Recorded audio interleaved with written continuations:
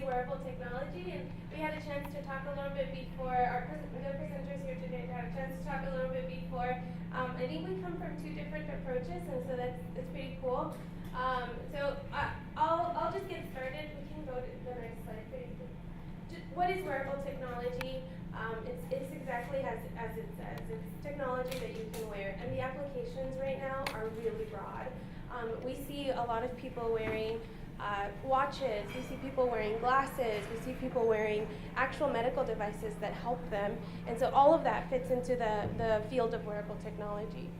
And if you go to the next slide, and it really is at the intersection of art and STEM.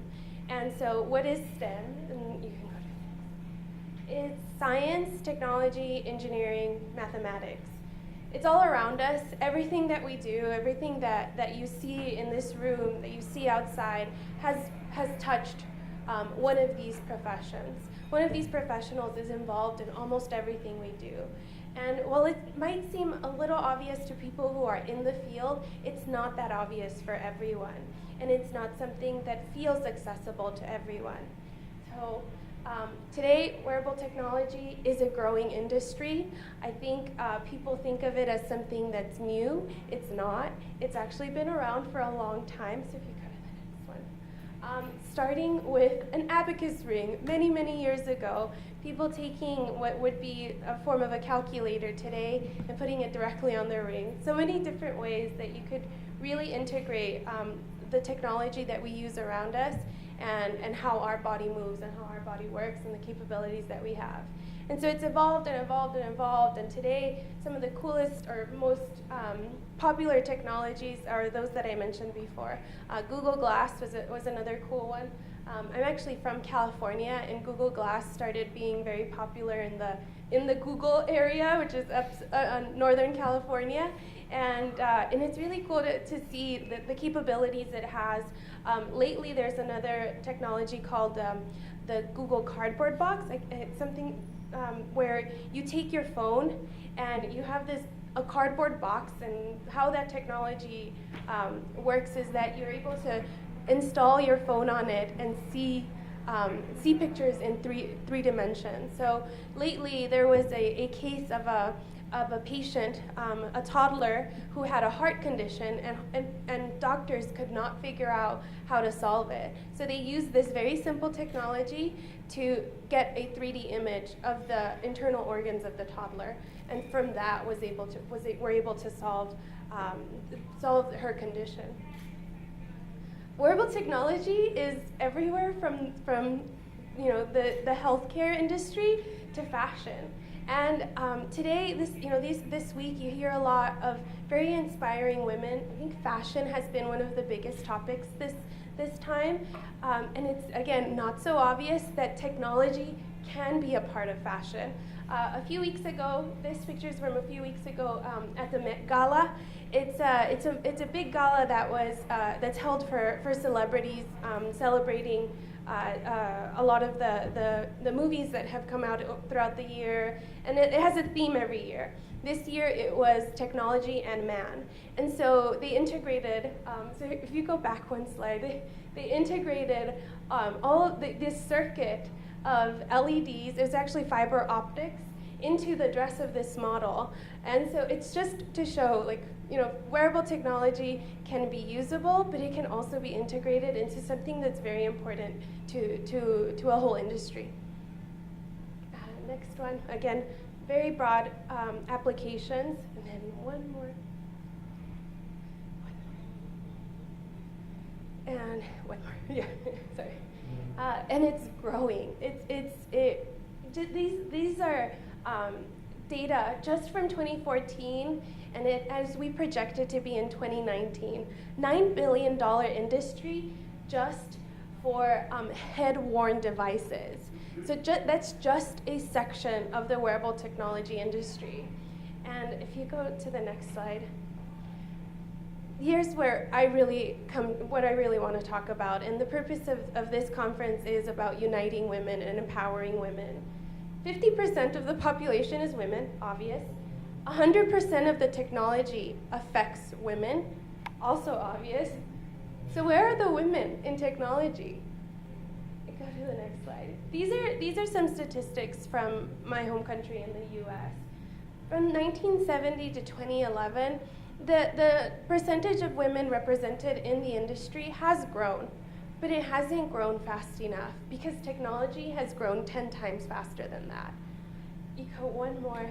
Today, less than 25% of the science, technology, engineering, mathematics workforce, less than 25% of those are women.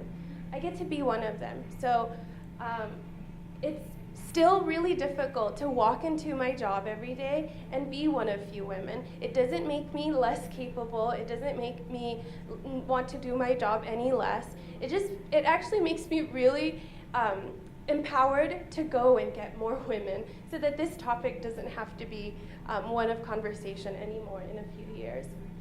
So I drive a lot of my work around that and making sure that women know that science, technology, engineering, mathematics, which applies to wearable technology, is accessible to everyone, especially women. I can go to the next slide. So what is she talking about? What am I really talking about? And how does this all relate? So if you go to the next slide. A little bit about me. My parents are, so I live in the US. I mentioned California. I live in Los Angeles. My parents are from Mexico. They're immigrants of Mexico to the US. And if you hear a little bit about the media, anywhere, the life of an immigrant is difficult. Even in a developed country like the US, there are a lot of challenges to people who come from different countries, to people who are from the country.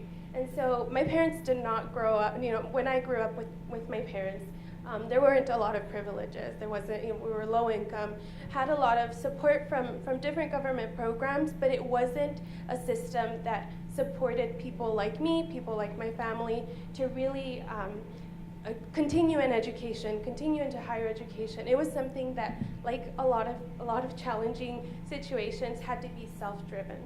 So I did well in school, ended up at MIT, studied mechanical engineering. Throughout all of this, I did internships, got a chance to work for different companies.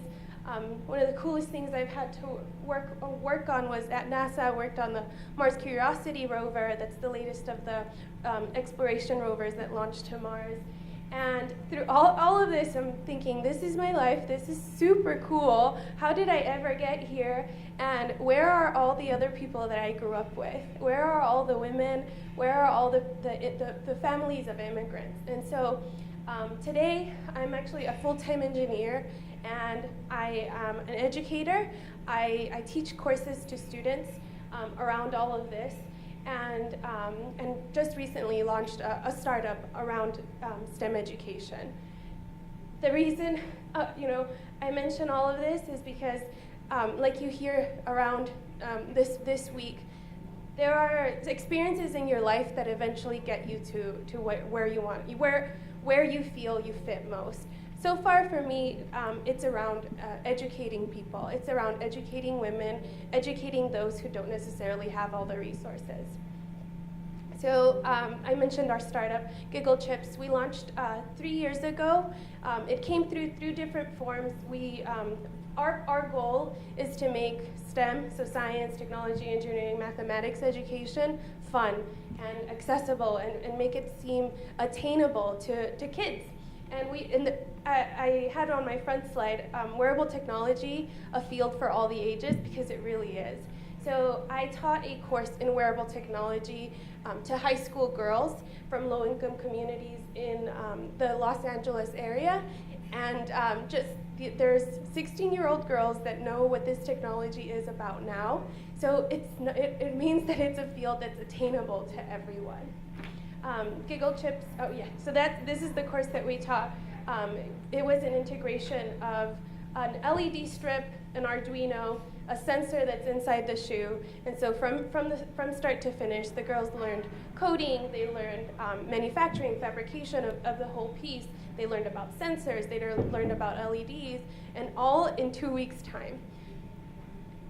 If you go to the next slide. And then our Giggle Chips, our coding card game, is a set of cards that I actually have samples of today, and I think, given our small audience, each one of you will get to take one. If we teach kids, again, from a younger age, 5 to around 12 years old, what is coding. And that's just our first set of cards. If you go to the next slide. And so here, the story behind these cards is that our founder has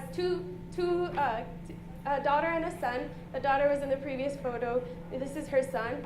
And just like me, just like a lot of parents, we want students to start interacting, start making technology and coding and everything engineering a part of their regular vocabulary.